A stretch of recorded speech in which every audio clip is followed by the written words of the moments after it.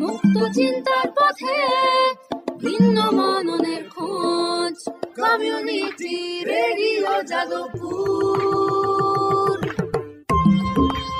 আপনারা শুনছেন community radio Jadavpur 90.8 megahertz. এই বেতার সম্প্রচারটি যাদবপুর বিশ্ববিদ্যালয়ের technical education quality improvement programme TEQIP-র অংশ।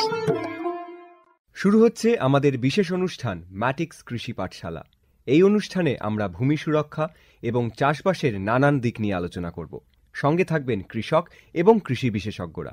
ভারত সরকারের রাসায়নিক ও সার মন্ত্রকের উদ্যোগে এবং ম্যাটিক্স ফার্টিলাইজার অ্যান্ড কেমিক্যালস লিমিটেডের সহায়তায় অনুষ্ঠানটি সম্প্রচার করা হচ্ছে।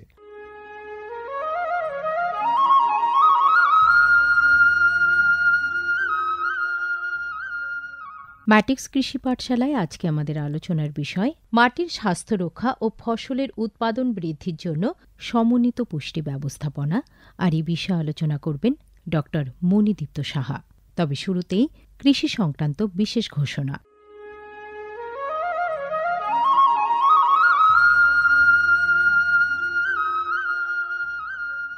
অর্থনৈতিক বিষয় সংক্রান্ত ক্যাবিনেট কমিটি তাদের ২৮ জুন ২০২৩ সভায় পিএম প্রণাম নামক একটি প্রকল্প অনুমোদন করেছে।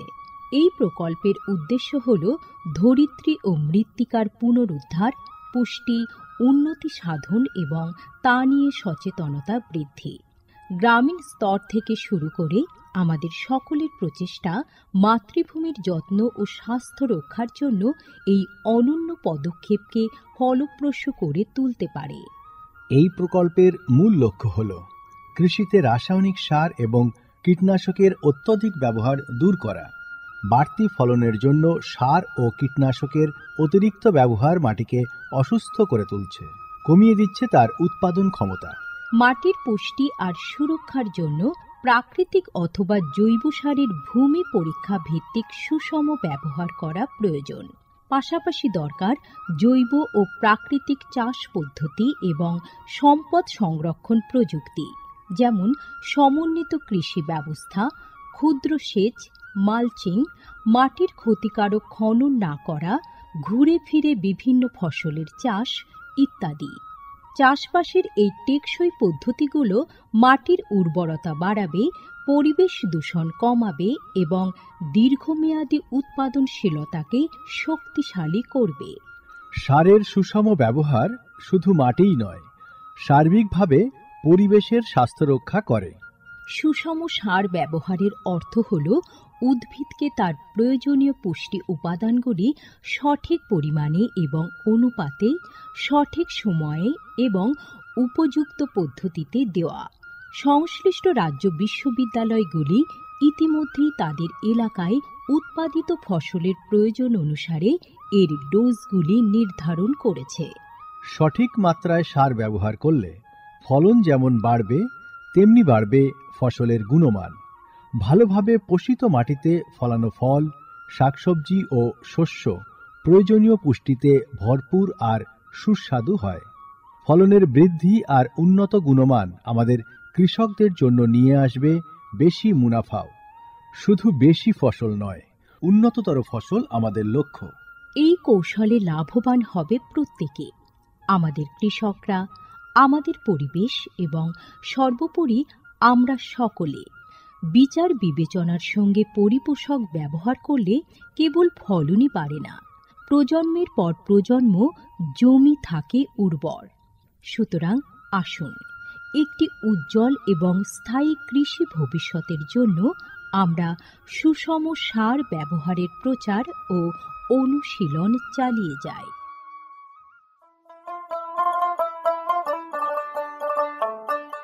বিকশিত ভারত সংকল্প যাত্রা বা VBSY এর একটি গুরুত্বপূর্ণ অংশ হল ভারত সরকারের সার বিভাগ দ্বারা PM প্রণাম স্কিম এবং কৃষিতে ড্রোন ব্যবহারের প্রচার। সারের সুষম ব্যবহার এবং ন্যানো সারের ব্যবহার নিশ্চিত করার কাজে সার বিভাগ বিভিন্ন সংস্থা ও মানুষকে নিযুক্ত করেছে, যেমন বিভিন্ন সার উৎপাদনকারী সংস্থা, প্রধানমন্ত্রী কৃষি সমৃদ্ধি কেন্দ্র বা PMKSK গুলি, ফিল্ড অফিসার এবং নোডাল অফিসারদের। VBSY এর একটি প্রধান দিক হল বিভিন্ন শস্য এবং গাছপালার ওপর ন্যানো এবং জল দ্রবণীয় সার স্প্রে করার কাজে ড্রোনের ব্যাপক ব্যবহার। এই উদ্যোগের ফলে ২৯টি রাজ্য ও কেন্দ্রশাসিত অঞ্চলের বিভিন্ন জেলায় হাজার হাজার ড্রোন প্রদর্শন হয়েছে। এই পদ্ধতিটি হাতে কলমে দেখিয়ে দেওয়ায় আধুনিক কৃষি প্রযুক্তি গ্রহণের সুবিধাগুলি মানুষের কাছে আরও স্পষ্ট ও বিশ্বাসযোগ্য হয়ে উঠেছে। এই জনসংযোগ কর্মসূচিগুলি দীর্ঘমেয়াদী কৃষি অনুশীলনের সুফল সম্পর্কে নাগরিকদের অবহিত করতে একটা বড় ভূমিকা পালন করেছে। সারা দেশ জুড়ে লক্ষাধিক দর্শক ড্রোনের প্রদর্শনী প্রত্যক্ষ করেছেন। প্রচলিত ইউরিয়ার চেয়ে ন্যানো ইউরিয়ার উপকারিতা বিষয়ে সচেতন হয়ে কৃষকরা ন্যানো সার প্রয়োগে গভীর আগ্রহ দেখিয়েছেন। এই কর্মসূচির আলাপ আলোচনায় উঠে এসেছে জৈব চাষের উপযোগিতা, যা প্রমাণ করে চাষের এই সব অনুশীলনগুলি নিয়ে কৃষকদের সচেতনতা। উৎসাহী কৃষকরা কৃষিতে ড্রোন প্রযুক্তির বিষয়ে আগ্রহ প্রকাশ করেছেন। এই আধুনিক কৌশলগুলির অর্থনৈতিক কার্যকারিতা কৃষকদের নতুন দিশা দেখিয়েছে, কৃষিতে এক স্থায়ী এবং সাশ্রয়ী পদ্ধতির পথ প্রশস্ত করেছে। মাননীয় প্রধানমন্ত্রী মহিলা কিষাণ ড্রোন কেন্দ্র চালু করেছেন। এটি মহিলা স্বনির্ভর গোষ্ঠীগুলিকে ড্রোন সরবরাহ করবে, যাতে তারা এই প্রযুক্তি ব্যবহার করে জীবিকা নির্বাহ করতে পারে।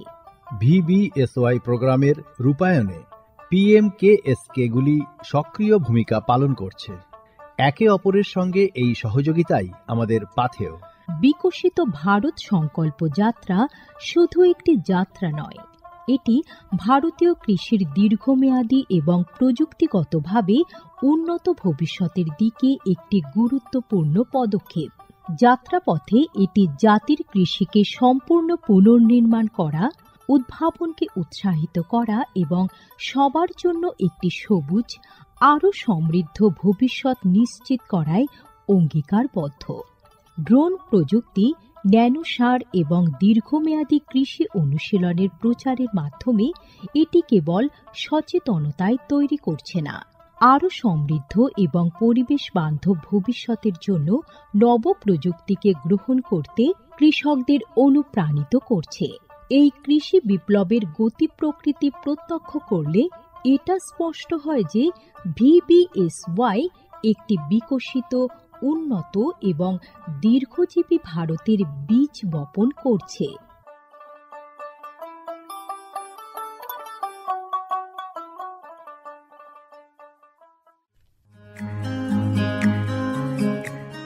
ভারতের যে সার কোম্পানিগুলি সবচেয়ে দ্রুত গতিতে বৃদ্ধি পাচ্ছে, ম্যাটিক্স ফার্টিলাইজার্স অ্যান্ড কেমিক্যালস লিমিটেড তার মধ্যে অন্যতম। পশ্চিমবঙ্গের পানাগড়ে অবস্থিত তাদের কারখানায় বছরে 12.5 লক্ষ টনের ওপর ইউরিয়া সার উৎপাদন হয়। ভারত সরকারের গ্রিনফিল্ড প্রজেক্ট হিসেবে স্বীকৃত এই কারখানায় তৈরি হয় ডক্টর ফসল। ইতিমধ্যেই যা পূর্ব ভারতের সর্বাধিক বিক্রিত ইউরিয়া সার হয়ে উঠেছে। কৃষি উন্নয়ন ও ভূমি সুরক্ষা, ক্ষুধা, অপুষ্টি ও দারিদ্র্য দূরীকরণ, গ্রামীণ এলাকা ও বস্তি উন্নয়ন, লিঙ্গ সাম্য, পরিবেশ, স্বাস্থ্য, শিক্ষা ইত্যাদি নানান বিষয়ের উপর জোর দেয় ম্যাটিক্সের CSR প্রকল্পগুলি। ম্যাটিক্স এক সবুজ ভবিষ্যতের অঙ্গীকার। কমিউনিটি রেডিও JU 90.8 মেগাহার্টজে আপনারা শুনছেন ম্যাটিক্স কৃষি পাঠশালা। সঙ্গে রয়েছে আমি লাকি। আর আজকের আলোচনার বিষয় মাটির স্বাস্থ্য রক্ষা ও ফসলের উৎপাদন বৃদ্ধির জন্য সমন্বিত পুষ্টি ব্যবস্থাপনা। আর এ বিষয়ে আলোচনা করার জন্য আমাদের স্টুডিওতে উপস্থিত আছেন বিশেষজ্ঞ। আপনারা জানেন যে রামকৃষ্ণ মিশন বিবেকানন্দ শিক্ষা ও গবেষণা প্রতিষ্ঠানের অধীনে রয়েছে শস্য শ্যামলা কৃষি বিজ্ঞান কেন্দ্র। সেখানকার কর্মসূচি সহায়ক ডক্টর মণিদীপ্ত সাহা আজকে এই বিশেষ বিষয়ে আলোচনা করবেন। নমস্কার। নমস্কার। এই যে আমাদের আজকের যে বিশেষ আলোচনা, সে বিষয়ে তো আমরা বিশদে শুনবো, তবে শুরুতেই আপনি যদি একটু বলেন যে এই যে আমাদের তো জনসংখ্যা দিন দিন বাড়ছে, যার ফলে খাদ্যের প্রয়োজনীয়তাও বাড়ছে, সেটাকে সুনিশ্চিত করার জন্য অবশ্যই আপনি বলবেন যে উচ্চ ফলনের প্রয়োজন, কিন্তু দেখুন আজকাল অনেক উন্নত ব্যবস্থা রয়েছে। তো উচ্চ ফলনের জন্য কি উন্নত ব্যবস্থার দিকে নজর দিলে হবে, নাকি সবার আগে বলবেন যে মাটির স্বাস্থ্য বা উর্বরতা সেটা গুরুত্বপূর্ণ? হ্যাঁ, আজকে আমাদের আলোচনার বিষয় যে কৃষিতে সমন্বিত পুষ্টি ব্যবস্থার গুরুত্ব বা তার প্রয়োজনীয়তা। সেক্ষেত্রে আমাদের আজকে যে ক্রমবর্ধমান যে জনসংখ্যা এবং তার জন্য যে খাদ্যের চাহিদা, সেইটাকে মেটাতে গেলে অবশ্যই উচ্চ ফলনের প্রয়োজন, অর্থাৎ উৎপাদনের প্রয়োজন। তো সেই উৎপাদন বাড়াবার ক্ষেত্রে বিভিন্ন ধরনের প্রযুক্তি আমাদের সবুজ বিপ্লবের পর থেকে হয়েছে এবং সেইগুলোর সাহায্যে আমরা অবশ্যই উৎপাদনকে বাড়াতে পেরেছি। কিন্তু সেই সঙ্গে মাটির স্বাস্থ্যটা অত্যন্ত জড়িত, কারণ যেহেতু আমরা ফসলটা চাষ করি মাটিতে, সেক্ষেত্রে মাটির উর্বরতা বা মাটির যে স্বাস্থ্য সেটা খুব গুরুত্বপূর্ণ। সেটা যতই আমরা উন্নত প্রযুক্তির সাহায্যে চাষবাস করি না কেন, তার সাথে সাথে অবশ্যই এটা জড়িয়ে রয়েছে। কেন জড়িয়ে রয়েছে সেক্ষেত্রে যদি আমি একটুখানি আলোকপাত করি, তাহলে দেখা যাবে যে আমাদের কিন্তু দিনে দিনে কৃষির জমির পরিমাণ ক্রমশ কমে আসছে এবং সেক্ষেত্রে ফসলের ফলনের উৎপাদন বাড়াতে হচ্ছে এই আমাদের চাহিদাটাকে মেটাবার জন্য। এবং খুব সাধারণভাবেই সেক্ষেত্রে রাসায়নিক সারের প্রচুর ব্যবহার হচ্ছে এবং অবৈজ্ঞানিকভাবেও ব্যবহার হচ্ছে। এইগুলোর ফলে কিন্তু মাটির যে উর্বরতা, অর্থাৎ মাটি গাছকে যে খাদ্য দেবে যার ফলে সেই উৎপাদনটা গাছ আমাদেরকে ফেরত দেবে, সেই উর্বরতা শক্তি কিন্তু আগের থেকে অনেক কমে এসেছে। তাই ফলনের পরিমাণটাকে আমরা যদি বাড়াতে চাই, সেক্ষেত্রে আমরা উন্নত জাত বা আরও উন্নত রাসায়নিক সার ব্যবস্থা বা অন্যান্য যে অত্যাধুনিক যন্ত্রপাতির ব্যবস্থায় আমরা সাহায্য নিই না কেন, সেক্ষেত্রে কিন্তু আমাদেরকে অবশ্যই মাটির স্বাস্থ্য বা উর্বরতার দিকে নজর দিতে হবে, কারণ শেষমেশ সেই জায়গা থেকেই গাছ খাদ্য পাবে এবং সেইটা গিয়ে আমাদের উৎপাদনটাকে বাড়াতে সাহায্য করবে। মানে মাটির স্বাস্থ্য ভালো থাকলে তবেই আমার কিন্তু উচ্চ ফলন হবে, বেশি ফলন হবে, গাছেরও স্বাস্থ্য ভালো থাকবে। গাছ যখন সুস্বাস্থ্যে থাকবে অবশ্যই সে সর্বোত্তম ফলন আমাদেরকে ফেরত দেবে। একদমই। তাহলে মাটির স্বাস্থ্য সম্পর্কে আপনি যদি কিছু বলেন, মানে কিভাবে স্বাস্থ্য ভালো রাখা যায় এই ব্যাপারটা। চাষ করবার সময় কৃষকরা যখন কোনো একটি বীজ কেনেন বা চারা কেনেন, তো সেটার কিন্তু তার স্বাস্থ্য সম্পর্কে তারা যথেষ্ট গুরুত্ব দেন এবং সেটাকে যাচাই করে নেন। তো সেই ক্ষেত্রেও একই রকমভাবে মাটির স্বাস্থ্যটাকেও যাচাই করে দেখতে হবে। অর্থাৎ মাটির স্বাস্থ্য বলতে আমরা কি বুঝি, যে সেই মাটিতে যে পরিমাণ খাদ্যটা রয়েছে সেই পরিমাণ খাদ্যটা গাছের কাছে সরাসরি পৌঁছাচ্ছে কিনা, যেটা খেয়ে একটি গাছ মানে পুষ্টি পাবে, বড় হবে এবং ফলন দেবে। তাহলে সেই গাছকে খাবার পৌঁছে দেবার ক্ষমতা যেটা, সেটা মাটির উর্বরতা শক্তি। এবং তার সাথে সাথে মাটির নিজের স্বাস্থ্য, অর্থাৎ যে ধর্ম বা যে অবস্থার জন্য মাটি সেই খাদ্যটা গাছকে পৌঁছে দিতে পারছে, সেই অবস্থাগুলো যেন সঠিক অবস্থায় থাকে। যেটাকে আমরা খুব সহজভাবে যদি বোঝার জন্য বলি, তাহলে বলতে পারি যে মাটিরও কিছু রোগ হয়, অর্থাৎ সেই রোগগুলো যেন না থাকে। তাহলে আমরা সেই ব্যাপারটাকে যদি বিবেচনা করি এবং সেটাকে ঠিক রাখার চেষ্টা করি, তাহলে মাটির স্বাস্থ্য ভালো থাকবে। আর সেটা কিভাবে মানে নজর দেব, সেইটা করতে গেলে আমাদের একটু ধাপে ধাপে ব্যাপারটাকে একটুখানি বিবেচনা করতে হবে। প্রথম ধাপ হিসাবে আমরা বারবার বলি যে মাটির স্বাস্থ্য পরীক্ষা, অর্থাৎ যে জমিতে আমি ফসল চাষ করছি সেই জমির মাটিটা স্বাস্থ্য পরীক্ষা, অর্থাৎ সয়েল টেস্ট আমরা যেটাকে বলে থাকি, সেটা করে আমায় জানতে হবে তার মধ্যে উপস্থিত খাদ্যের পরিমাণ কত এবং সেই মাটিতে কোনো সমস্যা বা রোগ আছে কিনা, বা যে ফসল চাষ করা হবে সেটাও সেই মাটির উপযুক্ত কিনা। অবশ্যই সেক্ষেত্রে আমরা বলি যে একবার যদি চাষি মাটির পরীক্ষা করে নিয়ে পরামর্শ নেন, তাহলে আগামী 3 বছরের জন্য তার মাটি পরীক্ষা করার প্রয়োজন নেই, যদি সে সেই পরামর্শটাকে সঠিকভাবে মেনে চলে। এর পরের যে ধাপগুলো, সেটা হচ্ছে যে আমরা চেষ্টা করব মাটিটাকে যতটা সম্ভব কম কর্ষণ করে, অর্থাৎ টিলেজ করে চাষ করতে। কারণ আমরা যখন অত্যাধিক পরিমাণে মাটিটাকে কর্ষণ করি বা লাঙল দিই, ট্রাক্টর চালাই, তাহলে মাটির কিন্তু ভালো থাকার ধর্ম সেগুলো কিন্তু খারাপ হয়ে যায়। এর সাথে সাথে আমরা সমস্যাজনিত মাটি, মূলত আমাদের এই দক্ষিণ 24 পরগনা জেলার মাটি বা উপকূলবর্তী অঞ্চলের মাটি, যেখানে বিভিন্ন ধরনের সমস্যা রয়েছে, অম্ল রোগের সমস্যা, লবণাক্ততার সমস্যা, জৈব কার্বন ঘাটতির সমস্যা, সেই সব জায়গায় আমরা চেষ্টা করব মালচিং পদ্ধতি বা আচ্ছাদন পদ্ধতিতে চাষ করবার। এর সাথে সাথে আমরা বিভিন্ন ধরনের জৈব সার দেবার যে পদ্ধতি বা প্রযুক্তিগুলো রয়েছে, যার মধ্যে সবুজ সার পদ্ধতি, বাদামি সার পদ্ধতি, এইগুলোর ব্যবহার করব। আমরা বিভিন্ন ধরনের উন্নত এবং কার্যকরী যে জৈব সার রয়েছে সেগুলোর ব্যবহার করব, জীবাণু সারের ব্যবহার করব। আমরা বছরে বিভিন্ন ধরনের ফসল ঘুরিয়ে ফিরিয়ে চাষ করব, অর্থাৎ একটি সিম্ব জাতীয় গোত্রের চাষ, ডাল জাতীয় শস্যের চাষ, এইরকম বিভিন্ন ধরনের ফসল অন্তর্ভুক্ত করব। তো সামগ্রিকভাবে এগুলো যদি আমরা করি, তাহলে কিন্তু আমাদের মাটির স্বাস্থ্য আগের থেকে অনেক উন্নত হবে। এবং এর সাথে সাথে আমরা ইন্টিগ্রেটেড নিউট্রিয়েন্ট ম্যানেজমেন্ট বা সমন্বিত পুষ্টি ব্যবস্থাপনা, এই প্রযুক্তিটার বা এই ব্যবস্থাপনাটারও অন্তর্ভুক্ত করব আমাদের মাটির স্বাস্থ্যটাকে ভালো রাখার জন্য এবং সাথে সাথে আমাদের যে ফসলের উৎপাদন সেটাকে আরও বৃদ্ধি করবার লক্ষ্য নিয়ে। তো এবার যদি একটু বিশদে আমাদের বন্ধুদের বলেন। আমাদের এই কৃষি ব্যবস্থার ক্ষেত্রে আমরা মূলত রাসায়নিক সার নির্ভর, যার ফলস্বরূপ আমাদের যেটা ঘটে গেছে সেটা হলো যে আমরা উৎপাদন হয়তো আগের থেকে বাড়াতে পেরেছি, কিন্তু আমাদের মাটির স্বাস্থ্যের দ্রুত অবনতি ঘটেছে এবং অনেক অবৈজ্ঞানিকভাবে রাসায়নিক সারের ব্যবহারও কিন্তু আমাদের বিভিন্ন ক্ষতি ডেকে এনেছে।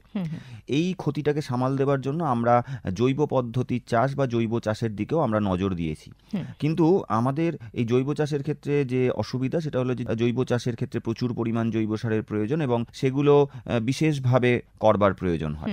সেই ক্ষেত্রে আমাদের এই ইন্টিগ্রেটেড নিউট্রিয়েন্ট ম্যানেজমেন্ট সিস্টেম বা সমন্বিত পুষ্টি ব্যবস্থাপনা এমন একটি ব্যবস্থা যেখানে আমরা রাসায়নিক সার এবং জৈব সার বা জৈব পদ্ধতি এই দুটোর সমন্বিত ব্যবস্থাপনার মাধ্যমে আমরা পুরো কৃষিকাজটাকে করে থাকি। তার মানে বলছেন যে যেখানে রাসায়নিক সারও থাকবে সেই সঙ্গে জৈব সারও থাকবে, দুটোরই সহাবস্থান আমরা বলতে পারি।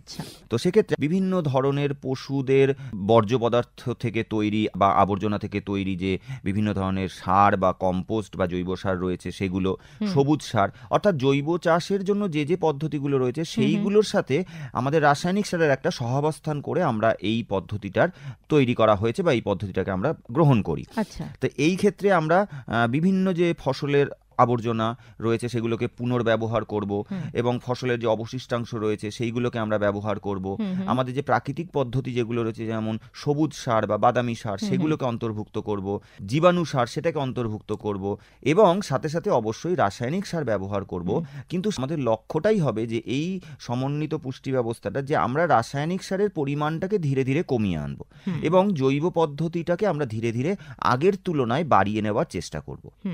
এইটা করলে আমাদের লাভটা কি হবে যে আমরা সর্বোত্তম ফসলটাকে বৃদ্ধি করতে পারবো, তার উৎপাদনটাকে, এবং পুষ্টি ব্যবস্থা যেটা রয়েছে সেটাকে আমরা নিয়ন্ত্রিত করতে পারবো। অর্থাৎ আমাদের কোনো অপচয় ঘটবে না, রাসায়নিক সারের অতিরিক্ত ব্যবহারে যে অপচয় ঘটতো সেটা ঘটবে না। মাটির উর্বরতা উন্নত এবং রক্ষণাবেক্ষণ হবে, যেহেতু আমরা অতিরিক্ত রাসায়নিক সার ব্যবহার করছি না, সাথে জৈব সারেরও ব্যবহার হচ্ছে যারা মাটির স্বাস্থ্যটাকে ধরে রাখতে সাহায্য করে।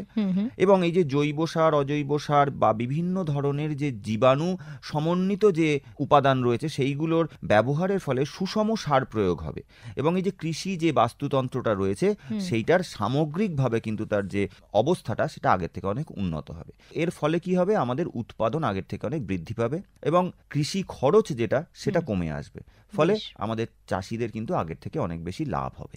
এই যে সমন্বিত পুষ্টি ব্যবস্থাপনা, এই পদ্ধতিটির মূল উপাদানগুলো কি কি তাহলে? হ্যাঁ, আমাদের এই ব্যবস্থাপনাটা আমরা যদি গ্রহণ করতে চাই তাহলে সেই উপাদানগুলো বলার আগে আমি কৃষকদের যেটা বলবো সেটা হলো যে জমিতে আমি চাষ করছি সেই জমির মাটির স্বাস্থ্য এবং কি ফসল চাষ করছি এই দুটো সম্পর্কে কিন্তু বিশেষজ্ঞের সাথে পরামর্শ আলোচনা করতে হবে এবং তাদের পরামর্শটা নিতে হবে। কারণ মাটির স্বাস্থ্যের ওপর বিচার করে আমাদের এই সমন্বিত পুষ্টি ব্যবস্থার যে পরামর্শ সেগুলো তৈরি করা হয় এবং কি ধরনের ফসল আমরা চাষ করছি সেটাও কিন্তু খুব গুরুত্বপূর্ণ। আচ্ছা, তো উপাদানগুলো সম্পর্কে আমরা যদি আলোচনা করি তাহলে প্রথম উপাদান যেটা সেটা হলো মাটির পরীক্ষা এবং সেখানে যে পুষ্টি উপাদান যারা উপস্থিত রয়েছে তার পরিমাণটা জেনে রাখা।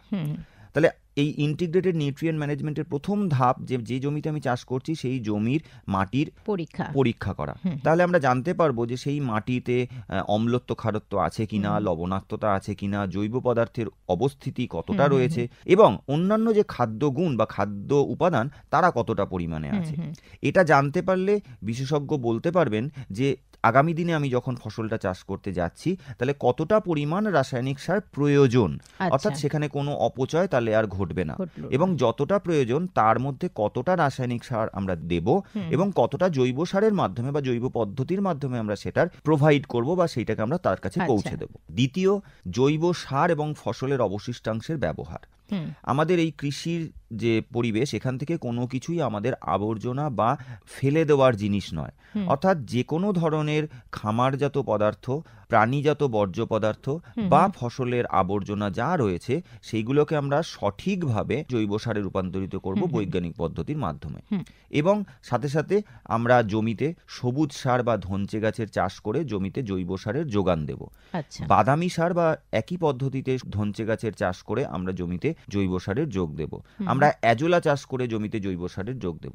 অর্থাৎ বিভিন্ন পদ্ধতির মাধ্যমে আমরা জমিতে জৈব সারের পরিমাণটাকে বা জৈব সারকে আমরা যোগান দেব যাতে মাটিতে তার যে খাদ্য ভাণ্ডার সেটা যেন ঠিকঠাক থাকে এবং আচ্ছা। ভবিষ্যতের জন্য যেন সঞ্চিত থাকে। আর এই মালচিং পদ্ধতি যেটা বলছিলেন? হ্যাঁ, অবশ্যই মালচিং পদ্ধতিও এর সাথে জড়িত। যে আমাদের যদি মাটি সমস্যাজনিত হয়, মূলত লবণাক্ত জমির মাটি হয়, সেক্ষেত্রে আমরা আচ্ছাদন প্রক্রিয়া বা মালচিং প্রক্রিয়াটাকে বা প্রযুক্তিটাকে আমরা ব্যবহার করব। তাতে আমাদের মাটিতে জল বা সেচের ব্যবহার কম করতে হবে, আগাছার পরিমাণ কম হবে এবং সারের পরিমাণ আগের তুলনায় অনেক কম লাগবে। আচ্ছা। ফলে আমরা রাসায়নিক সারের পরিমাণটাও সেক্ষেত্রে কমাতে পারবো। আর রাসায়নিক সারের ক্ষেত্রে আমরা যেটা বলছিলাম, যে এই যে রাসায়নিক সার, এটাই তো মূলত গাছকে খাবারের যোগান দেয়। তো আমাদেরকে জানতে হবে সেই মাটিতে কতটা পরিমাণ খাদ্য আগে থেকে উপস্থিত আছে আচ্ছা। এবং যে ফসল আমি চাষ করতে চাইছি তার কতটা প্রয়োজন। তাহলে এই দুটোর যখন তুলনামূলক বিচার করব, আমরা সেখান থেকে জেনে যেতে পারবো যে আমার ওই ফসলটার সর্বোত্তম উৎপাদন পাওয়ার জন্য ওই জমিতে কতটা সারের প্রয়োজন। এবং সেখান থেকেই আমাদের বিশেষজ্ঞ বিভিন্নভাবে তারা পরামর্শ দেবেন যে রাসায়নিক সার আমরা যেটা ব্যবহার করছি সেটাকে কতটা কমিয়ে আনা যায় প্রয়োজন মতো, এবং জৈব সার তার পরিবর্তে আমরা কতটা দিতে পারি, এবং এই রাসায়নিক সার এবং জৈব সারের যে সমন্বিত ব্যবস্থাটার মাধ্যমে আমরা তার উৎপাদনটাকে সর্বোচ্চ মাত্রায় নিয়ে যাব। এর সাথে সাথে জীবাণু সারের ব্যবহার অত্যন্ত একটা গুরুত্বপূর্ণ বিষয় আমাদের এই ব্যবস্থাপনার ক্ষেত্রে।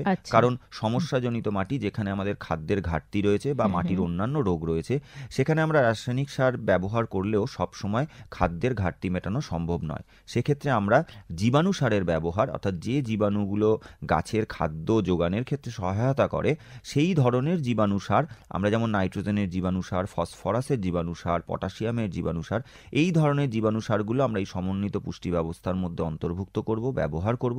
তাহলে আমাদের কি হবে, গাছ সঠিক সময়ে সঠিক পরিমাণ খাদ্যের যোগান পাবে, আমাদের সারের পরিমাণ আগের তুলনায় অনেক কম লাগবে, এবং আমরা দীর্ঘমেয়াদীভাবে সেই মাটিতে এই যে পুষ্টি চক্র, সেইটাকে আমরা কনজার্ভ করতে পারবো বা সংরক্ষণ করতে পারবো। তাহলে এই সামগ্রিকভাবে আমরা এই ব্যবস্থাপনাগুলোকে যদি আমরা নিতে থাকি, তাহলে কিন্তু আমরা আগের তুলনায় রাসায়নিক সারের ব্যবহার অনেক কমিয়ে ফেলতে পারবো, এবং সাথে সাথে জৈব সারের ব্যবহারও আমরা বাড়াতে পারবো পুরনো দিনের তুলনায়, এবং সাথে সাথে আমাদের আগের তুলনায় উৎপাদনও অনেক বৃদ্ধি পাবে। তো আরেকটু বিশদে যদি বলেন যে প্রযুক্তি ব্যবহার করার ফলে কৃষকরা সরাসরি কিভাবে লাভ পাবে আর কি? হ্যাঁ, কৃষকদের মূল লাভ হচ্ছে উৎপাদন থেকে আয় বৃদ্ধি। তাহলে এই আয়টা বৃদ্ধি করবার ক্ষেত্রে দুটো জিনিস খুব গুরুত্বপূর্ণ। একটা যেমন উৎপাদন বাড়ানো, সাথে সাথে কৃষি খরচ কমানো। তা আমরা যখনই শুধুমাত্র রাসায়নিক সার অবৈজ্ঞানিকভাবে ব্যবহার করে থাকি বা চাষিরা ব্যবহার করেন, সেক্ষেত্রে কিন্তু অনেক পরিমাণ সার অপচয় হয় এবং অন্যান্য খরচও কিন্তু তার সাথে যোগ হয়ে যায়, যেমন কীটনাশকের পরিমাণ বেড়ে যায়, ফলে সেক্ষেত্রে খরচ হয়ে যায়। তো প্রথম যেটা লাভ হবে সেটা হলো, যে পরিমাণ সার আমরা ব্যবহার করছি রাসায়নিক এবং জৈব উৎসের মাধ্যমে, সেই পরিমাণ সার কিন্তু সঠিকভাবে গাছের পুষ্টির ক্ষেত্রে ব্যবহৃত হবে, যেটাকে আমরা বলে থাকি যে খুব ইমপ্রুভড নিউট্রিয়েন্ট ইউজ এফিসিয়েন্সি বেড়ে যাবে। এবং সাথে সাথে আমাদের এই যে মাটির মধ্যে যে খাদ্য উপাদান বা পুষ্টি উপাদান যেগুলো রয়েছে, তাদের কিন্তু সহজলভ্যতা বা উপলব্ধতাটা বেড়ে যাবে, যার ফলে গাছ খুব সহজে তার প্রয়োজন মতো সময় অনুসারে সে কিন্তু খাদ্যের যোগান পাবে। ফলে গাছের পুষ্টি বাড়বে, তাদের স্বাস্থ্য ভালো থাকবে এবং সে সর্বোত্তম ফলনটা আমাদেরকে দিতে পারবে। এবং সাথে সাথে এই সুষম পুষ্টি যখনই ফসলের মধ্যে থাকবে, তখনই সে উৎপাদনটাকে আগের থেকে অনেক বাড়াতে পারবে, এবং অন্যান্য যে কৃষি খরচ, যেটা আমাদের পুষ্টির ভারসাম্যহীনতার জন্য হয়েছিল, যেমন রোগ পোকার আক্রমণ বা ফসলের বিকৃতি বা কম উৎপাদন হওয়া বা ফুল পড়ে যাওয়া, এই বিভিন্ন ধরনের যে সমস্যা, সেগুলো আগের তুলনায় অনেক কমে যাবে। ফলে উৎপাদনটা বেড়ে গেল, তার অন্যান্য কৃষি খরচও কমে গেল। এর সাথে সাথে মাটির যে বিভিন্ন ধর্ম, ভৌত ধর্ম, রাসায়নিক ধর্ম, জৈব কার্যকারিতা, এই যে ধর্মগুলো কিন্তু আগের থেকে অনেক উন্নত হবে। ফলে আমি যখনই কোনো সার বা খাদ্য উপাদান, পুষ্টি উপাদান মাটিতে যোগ করব, সেটা সঠিকভাবে কার্যকরীভাবে সেটা মাটিতে সংরক্ষিতও যেমন হবে, আবার সাথে সাথে গাছের পুষ্টির ক্ষেত্রেও ব্যবহৃত হবে। এবং অন্যান্য আমাদের যে বাস্তুতন্ত্র রয়েছে, পরিবেশের জল, বাতাস, মাটি, এদের যে দূষণ, সেগুলো কমে যাবে। ফলে অন্যান্য খুব ইনডাইরেক্টলি যে ক্ষতিগুলো হয়, সেগুলো অনেক কমে যাবে। ফলে সামগ্রিকভাবে দেখা যাবে যে যখনই আমরা সমন্বিত পুষ্টি ব্যবস্থাটাকে গ্রহণ করছি, অর্থাৎ প্রয়োজন মতো পরামর্শ অনুসারে রাসায়নিক সার এবং জৈব সারের এই সঠিকভাবে ব্যবহারটা করছি, তখন কিন্তু আমাদের এই ধরনের লাভগুলো কিন্তু কৃষকরা পাবে এবং তাদের কৃষি খরচ আগের থেকে অনেক কম হবে এবং তারা উৎপাদনের সাথে সাথে লাভও তারা আগের থেকে অনেক বাড়িয়ে নিতে পারবেন। বেশ। তো যখনই আমরা কৃষির খরচের কথা বললাম, সেই ক্ষেত্রে আমি একটি উদাহরণের সাহায্যে একটু বলে দিই যাতে কৃষকদের বুঝতে সুবিধা হয়। আগে যদি কোনো কৃষক কোনো ফসলের জন্য ধরুন 100 কেজি নাইট্রোজেন ব্যবহার করতেন, সেই ক্ষেত্রে দেখা যাবে যে তখনই তারা এই সমন্বিত পুষ্টি ব্যবস্থাপনার মধ্যে এলেন, তখন প্রথম অবস্থায় তারা 25% নাইট্রোজেনের পরিমাণ তারা কম করে অর্থাৎ 75 কেজি নাইট্রোজেন তারা রাসায়নিক সারের মাধ্যমে দিলেন এবং এই 25 কেজি নাইট্রোজেন তারা গাছের ক্ষেত্রে ব্যবহার করবেন বিভিন্ন জৈব পদার্থের মাধ্যমে, অর্থাৎ বিভিন্ন কম্পোস্ট সার, আমি যে জৈব পদ্ধতিগুলো আলোচনা করলাম সেইগুলোর মাধ্যমে। এবং এই যে অনুপাতটা, এটাকে ধীরে ধীরে চেষ্টা করা হবে যতটা আরও উন্নত করা যায়, অর্থাৎ রাসায়নিক সারের পরিমাণ আগের থেকে কমিয়ে নেওয়া যায় এবং জৈব পদার্থের পরিমাণটাকে বাড়িয়ে নেওয়া যায়। তাহলে সেক্ষেত্রে আমাদের কিন্তু রাসায়নিক সারের খরচ আগের থেকে অনেক কম করা যাবে এবং মাটির স্বাস্থ্যটাকে আগের থেকে বাড়ানো যাবে। তো এই যে সমন্বিত পুষ্টি ব্যবস্থাপনা, এটা কৃষক বন্ধুরা কিন্তু নিজে নিজে অ্যাপ্লাই করতে পারবেন না, যে রাসায়নিক বা জৈব সারের যে সহাবস্থান আপনি বলছেন, কিন্তু ইচ্ছে করলে যে এতটা জৈব সার এতটা রাসায়নিক সার এটা পারবেন না। তার জন্য বিশেষজ্ঞের পরামর্শের প্রয়োজন আছে। তো সেটার জন্য কৃষক বন্ধুরা কিভাবে এই সুবিধাগুলো পাবেন, কার কাছে যাবেন, সেটা যদি আপনি শেষে বলেন। অবশ্যই এইটা কৃষকরা নিজে নিজেই ঠিক করতে পারবেন না যে কতটা সার কিভাবে তারা প্রয়োগ করবেন।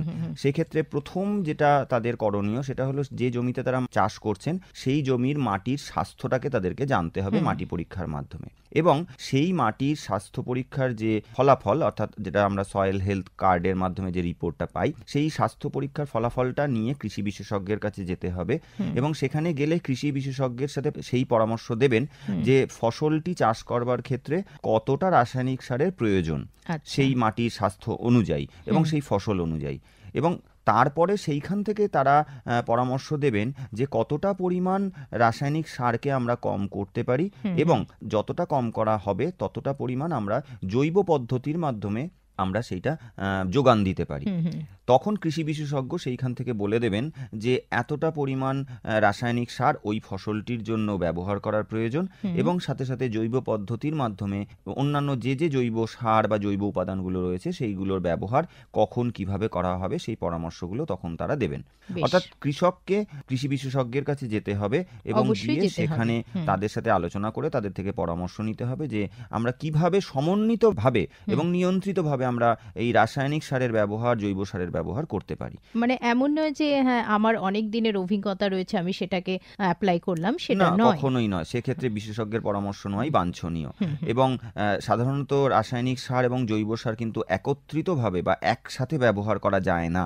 সেক্ষেত্রে কিছু নিয়ম কানুন রয়েছে, যেমন জৈব সার ব্যবহার করবার অন্তত 15 থেকে 20 দিন পর রাসায়নিক সার ব্যবহার করতে হয়, জমি তৈরির সময় জৈব সার বা জৈব পদ্ধতিগুলোর প্রয়োগ করতে হয়, তারপরে রাসায়নিক সার ব্যবহার করতে হয়, বা ইউরিয়া সারের ক্ষেত্রে বা নাইট্রোজেন সারের ক্ষেত্রে সেটা ধাপে ধাপে ব্যবহার করতে হয়। তো এই বিভিন্ন ধরনের পরামর্শগুলো কৃষকরা তখন কৃষি বিশেষজ্ঞের কাছ থেকে পাবেন।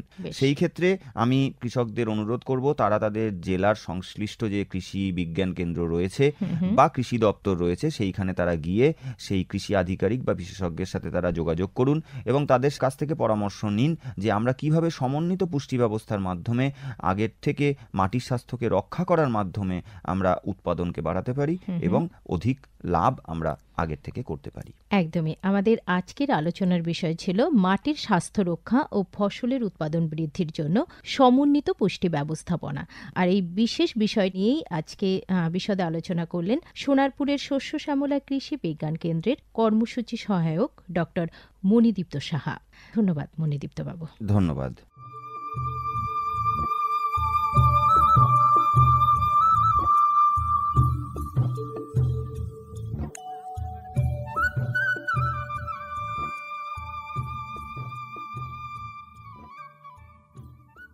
এতক্ষণ শুনলেন আমাদের বিশেষ অনুষ্ঠান ম্যাটিক্স কৃষি পাঠশালা, ভারত সরকারের রাসায়নিক ও সার মন্ত্রকের উদ্যোগে এবং ম্যাটিক্স ফার্টিলাইজার অ্যান্ড কেমিক্যালস লিমিটেডের সহায়তায় অনুষ্ঠানটি সম্প্রচার করা হলো। ভারতের যে সার কোম্পানিগুলি সবচেয়ে দ্রুত গতিতে বৃদ্ধি পাচ্ছে ম্যাটিক্স ফার্টিলাইজার্স অ্যান্ড কেমিক্যালস লিমিটেড তার মধ্যে অন্যতম। পশ্চিমবঙ্গের পানাগড়ে অবস্থিত তাদের কারখানায় বছরে 12.5 লক্ষ টনের ওপর ইউরিয়া সার উৎপাদন হয়। ভারত সরকারের গ্রিনফিল্ড প্রজেক্ট হিসেবে স্বীকৃত এই কারখানায় তৈরি হয় ডক্টর ফসল। ইতিমধ্যেই যা পূর্ব ভারতের সর্বাধিক বিক্রিত ইউরিয়া সার হয়ে উঠেছে। কৃষি উন্নয়ন ও ভূমি সুরক্ষা, ক্ষুধা, অপুষ্টি ও দারিদ্র্য দূরীকরণ, গ্রামীণ এলাকা ও বস্তি উন্নয়ন, লিঙ্গ সাম্য, পরিবেশ, স্বাস্থ্য, শিক্ষা ইত্যাদি নানান বিষয়ের উপর জোর দেয় ম্যাটিক্সের CSR প্রকল্পগুলি। ম্যাটিক্স এক সবুজ ভবিষ্যতের অঙ্গীকার।